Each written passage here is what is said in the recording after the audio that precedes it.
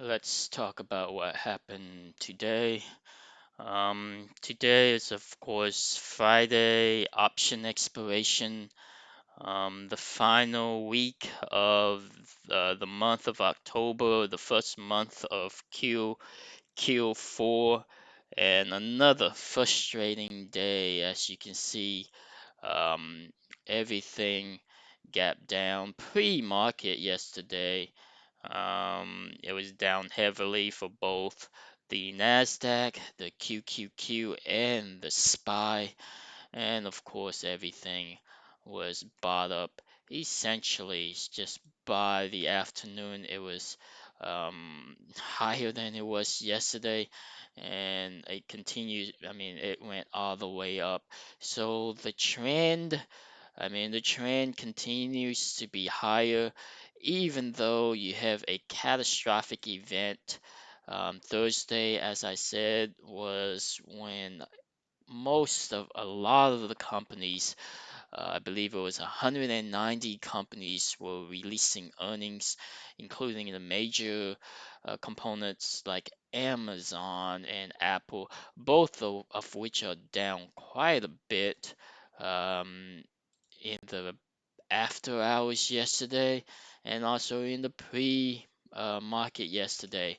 And of course, I had an order to buy this guy last night or last evening in the aftermarket. Here it is. I had an order for 32.65 and I canceled it. I mean, I had an order for 32.85. I moved it to 32.75, moved it to 32.65, and I decided to cancel it. Why?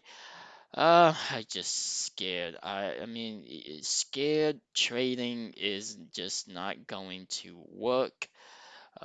Especially when I was explaining yesterday how the option volume for Amazon is extremely heavy on the call options.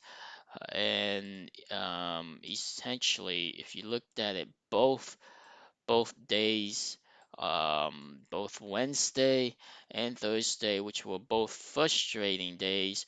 Of course, here is Wednesday.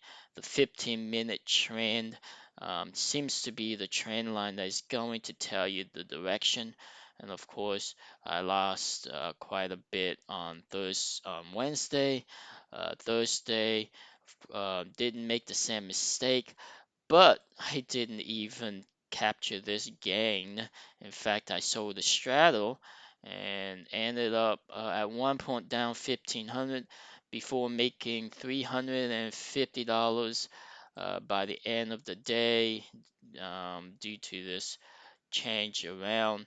But today was extremely frustrating as well. So Wednesday, Thursday, and Friday, after this gap down, essentially it was going up. So everything was going up for Amazon, and it's all because of the options volume. We're pushing it toward the up direction, even though we have really bad earnings.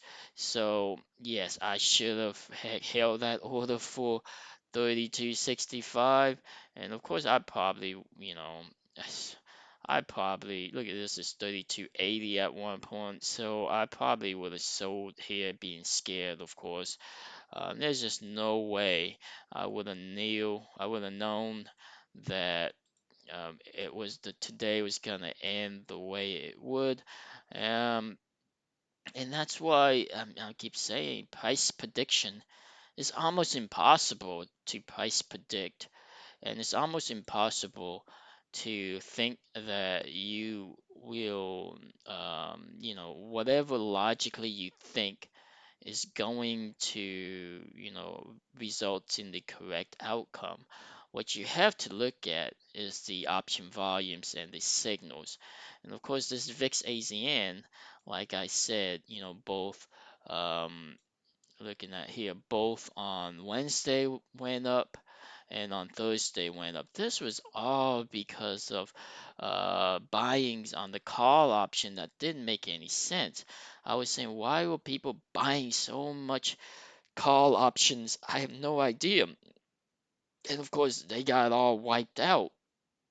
I mean, everyone who bought the call options from the 3,500 and above, I mean, they all got wiped out. Look at these volumes, right? It was extremely heavy volume, and they all got wiped out. But that didn't mean today, like I said, you see how this guy was going up because of interestingly call options, and those call options dictated the price to go up because the clearinghouses would, they didn't want to take the risk. So today I thought it was gonna flip the switch because everyone who bought the call option were gonna get wiped out. Well, that wasn't the case. They continued to buy it on the 350. You can see that had no volume whatsoever. But then it just came in like crazy. This is, if you looked at this, it was, at what is it, three for the low, all the way up to 25. I mean, actually, at this point, it was dead in the water essentially. If you would have bought this, well, of course, they probably wouldn't let you do this because they'll close it out at the end. This is all professional trading at this point. Um, but even if you had in the money, let me see, 3,300 or 3330, yeah, 3,300 for example.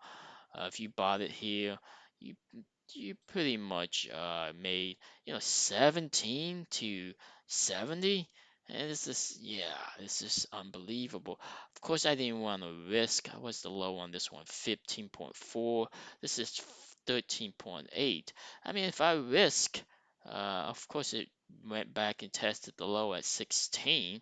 But if I risk it, 13.8, just one option, risk that potentially, I made 70. So, yeah, I mean, I've seen this so many times. It's just so hard to imagine, especially the way the after hours was so low. It's so hard to imagine that they'll be able to switch it around and engineer this run up the way it is across all the strike points and across the board essentially.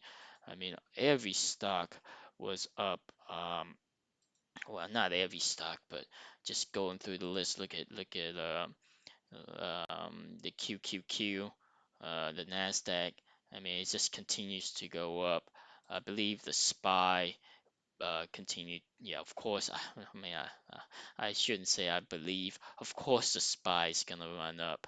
There's no other way around it. And Google, of course, is up. Look at that. I mean, every high flying stock, Tesla continued to run up. I mean, this is at a new high, continue to go up.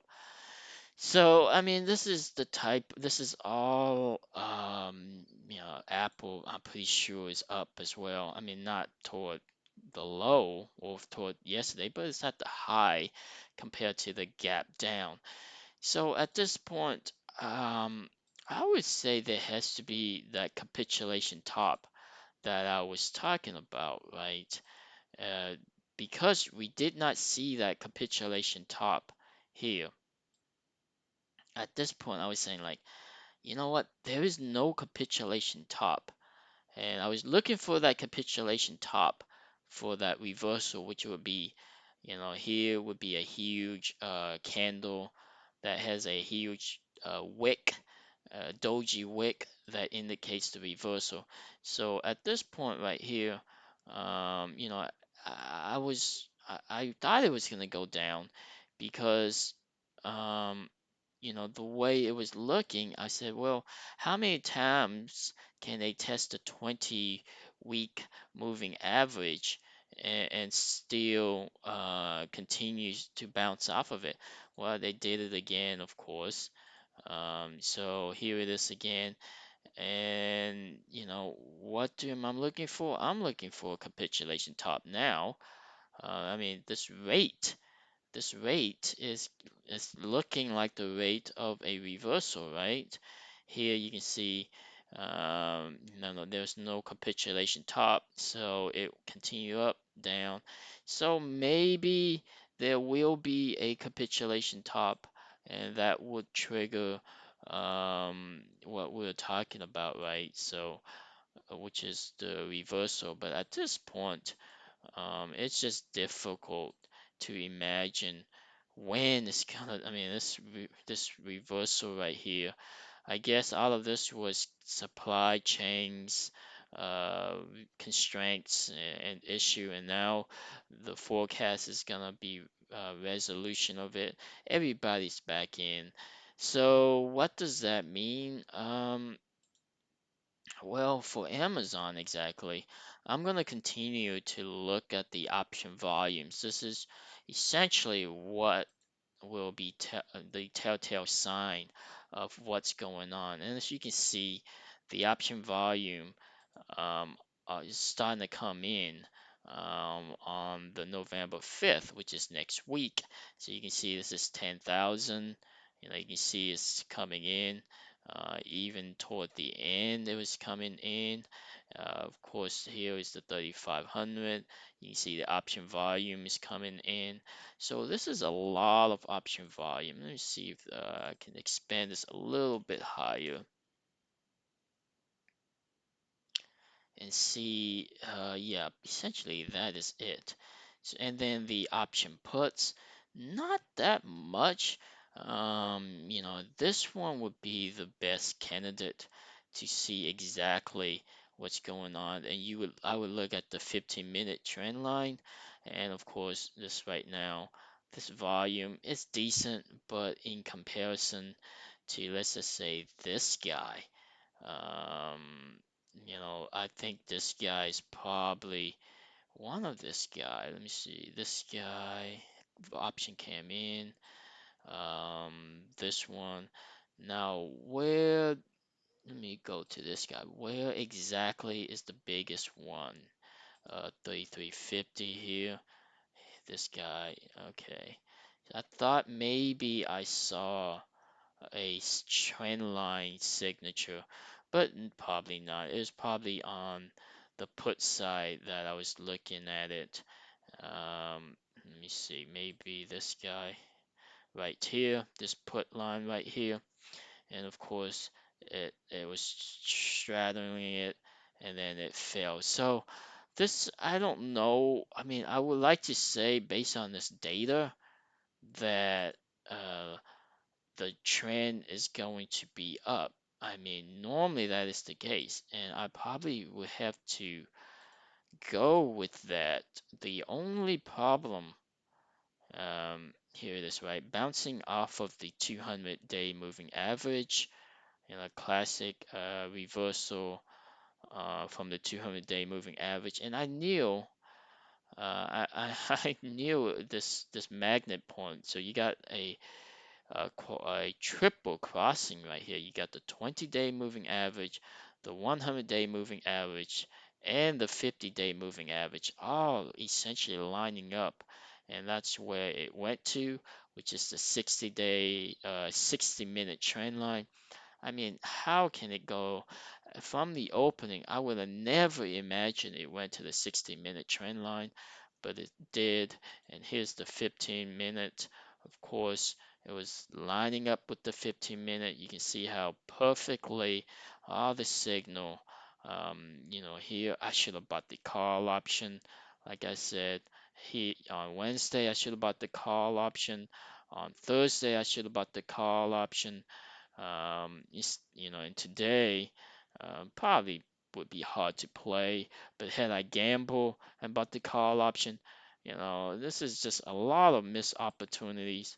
Instead, I only made 300. Yesterday, 350. And of course, Thursday I took the loss, or Wednesday I took the loss. But Um, just not, just really frustrating. Even though, I made quite a bit this week on Monday and Tuesday. It's just frustrating because I wasn't able to really read the signals correctly. Missing out on this VXAZN on Wednesday, I should have known when this was showing a signal right here and the volume was coming in on the options. I should have known something was up. And so now, the week is over. So does any of this matters now going forward? Um, Here's the biggest thing I am concerned about. So this is the event in Q2. So this is 449 million shares sold automatically from Jeff Bezos. So these are his automatic sale, and it went from May 3rd all the way to wherever it stopped. I'm not gonna, go all the way back. Let me see. So he was selling it every day until May, May 10th, right? So if we look at May 3rd all the way to May 10th, we can see that that happened right here. Right, this is May 3rd, right? And this is the earnings release that happened on Thursday. Yeah, it was on Thursday, so this is the Friday, 4 to 30, and then on Monday, which is 5 the 3rd, you can see right there, all the way to May 10th, which May 10th is right here. So this, I believe, this is all the results of his selling. In my opinion, um, the way I'm seeing it, because the earnings was good. This was in this was in Q2. So the Q2 earnings was good, and so it went all the way up here, and then he sold it. So now what are we talking about? Is it time for him to sell? Because from previously he sold in Q1. This is 1.48 billion sold, and then 6 months later he sold it in Q3, and then he didn't sell again until Q2. So now it's Q4. So is Q4, which is no the first one is going to be November 1st. So November 1st will be when if he were to do it in 6 months. So Q2 to Q4, that's 6 months. I think it's a good chance. Either if he doesn't sell it, then he has to wait to Q1, which I guess may be possible, but we will find out very soon. I think starting on Monday, tracking the option volume on this guy, and if it's gonna get hit, it's gonna get hit pretty well. So I'm gonna see if we could. Let me pull up what that would look like. And that was on May the 3rd, I believe, right here. Let me see. This guy right here. This was when, yes. So here was that top right here. And then, of course, Monday opened up, and then it just got sold off, went up, and then all of it, it just kept going down, down, down. So it should look something like this, where any gap open higher, it might get that initial selling, and then there's be a rally, and then maybe there's another, but at some point it's just the selling, the algorithms are going to see, it's going to see, this is this right here, it's going to see the selling, and this is I guess this is the puts right here. It is right, 17,000 on 3,400, and this is of course a big strike point. Lots of the value is huge, but the volume is huge as well. So this will indicate, so 3,400, let me see, on November 5th, would it be the 3,400? Or maybe it would be the 3,450, right? Or maybe the 3,300. So this guy, the 3,300 and the 3,350, we see quite a bit of volume similar to what this will come. I mean, it will start out light, but then it just starts to grow and grow and grow. And that is my expectation if indeed Jeff Bezos is starting to sell his automatic shares, we should see something like that. So I definitely will be watching this guy as well, this VIX AZN right now. Of course, it's really at a low. Look how low it is now. I mean, it's tremendously low. Let me go to the 60-minute. It is so low. It's all the way compared to where it was just yesterday. Of course, this is all because of the option volume or the earnings concerned. So you can have this drop in um, this drop in the option value. So just for kicks and giggles, if I were to yesterday on Amazon, if I were to sold the straddle at 34.50, let me see, 34.50 yesterday. If I sold the straddle yesterday, 34.50 right here. At 60, I sold it at 60, and then yesterday 34.50, sold it at what would this be at 70 as well. So it'd be 70, um, 70 and what was this at? 70 and 60, so that's about 150. So when this opened up, I would have been down. Yeah, I would have been down because this would be at 175. But if I were just to hold the straddle, of course I would have made out, quite a bit because, this is 17,800. Now it's at, pretty much 9,000. So the difference would have been, what was this at? 68. So that would have been 2,000. I lost 2,000 on this one, but then gained essentially 6,000. So I would have made 4,000, but that's not the point. The point is when it opened up, I would have been down overall by 2,500. Of course, that it only stayed up there for a total of 10 minutes before it completely collapsed. So yeah, I mean, the perfect play would have been to sell that straddle, maybe not this one, but let's just say the 3,400, or even this guy that right here, right, selling this guy right at the open. If I hit the guts, that would be 80. What's that high?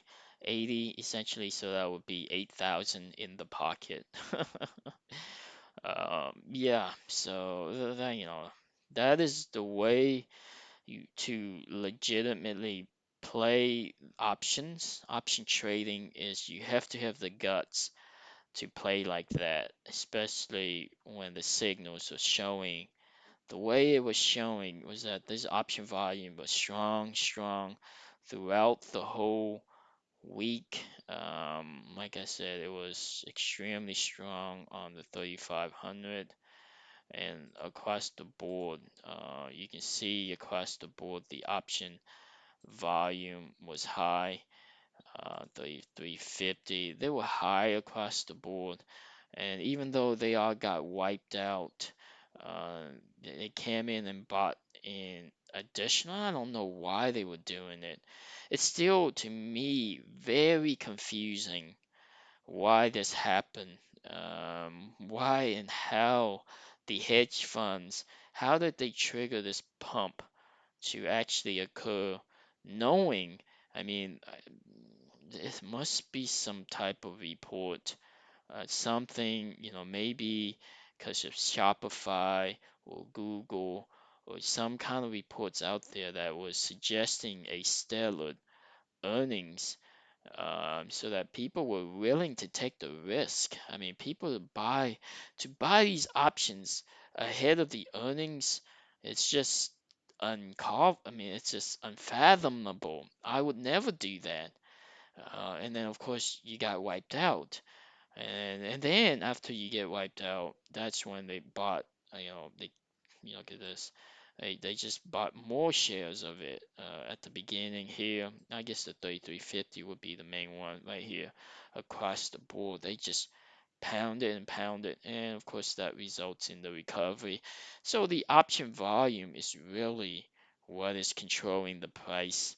And so no, come next week, come Monday, if Jeff Bezos is really selling, you're gonna see it on the 3300 and also the 3350, right?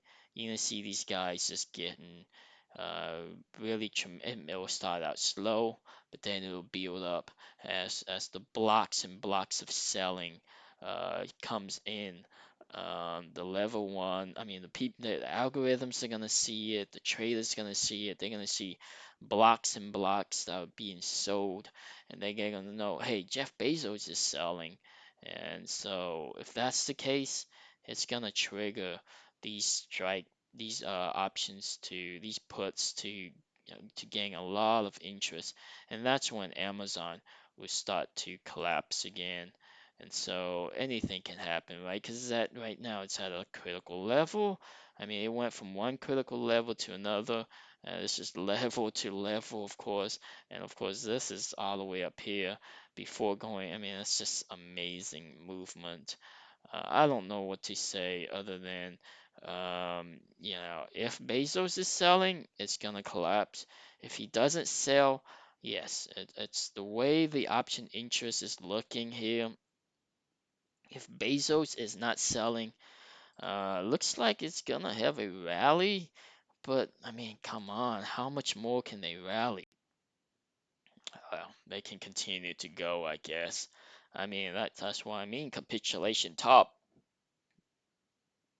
So if it's capitulation top, it's just gonna continue to go across the board for the QQQ, for Google.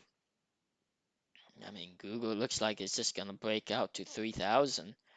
I mean, yes, this looks like it's chasing, but it's still 40 points worth of value.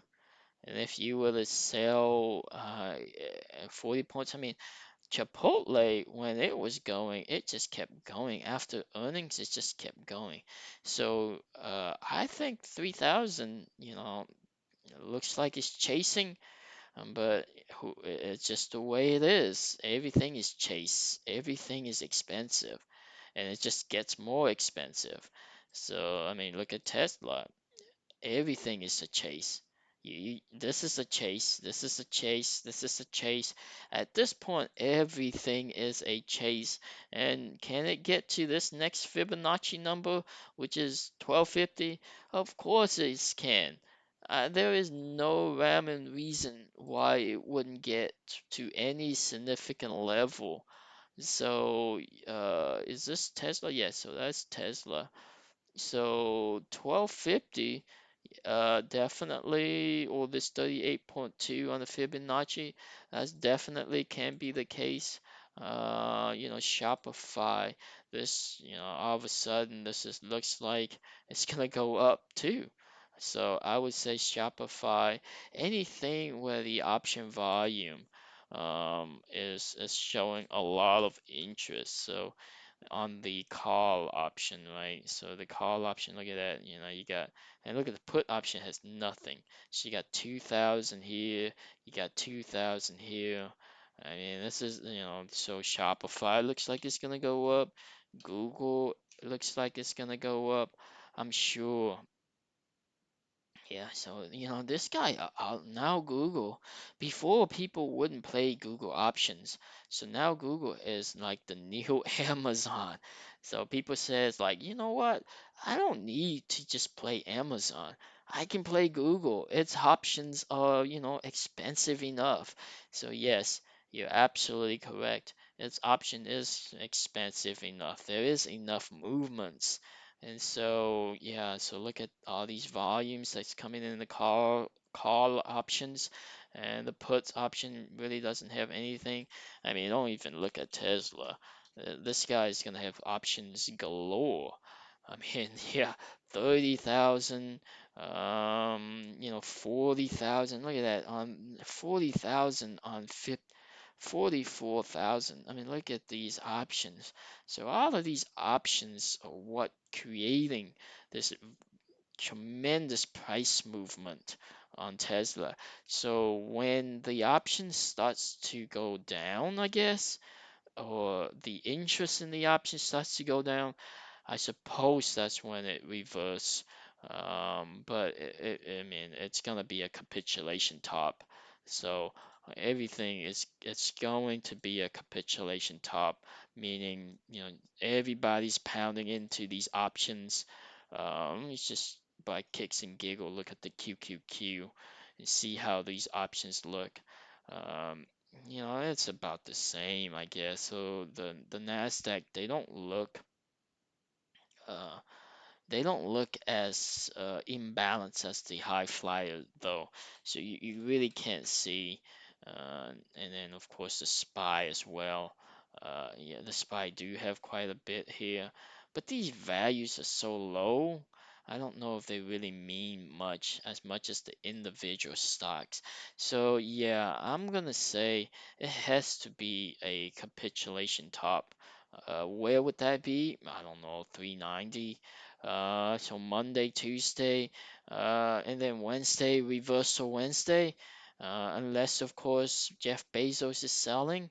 And so if Jeff Bezos is selling, I don't even know if I don't think Amazon is gonna correct the QQQ and the SPY. So if Amazon is selling off because of Bezos, which is the perfect time to sell, honestly, at the level it is right now, or rather the general market.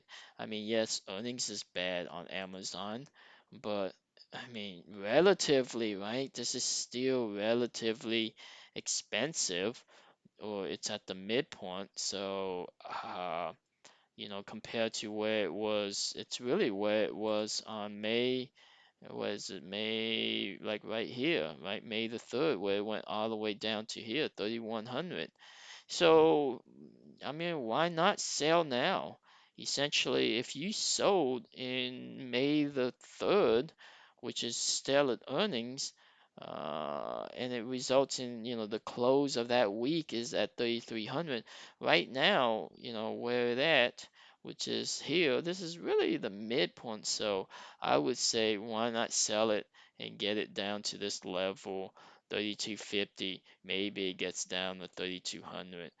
Go ahead and finish your selling, get it over with. Otherwise, you have to wait for Q1 of next year. And I don't know if he's willing to wait that long, because he has his pet projects. He wants to get his tax out of the way. So I mean, if I was Jeff Bezos, I would start selling my allocated share, um, next week, or this starting Monday.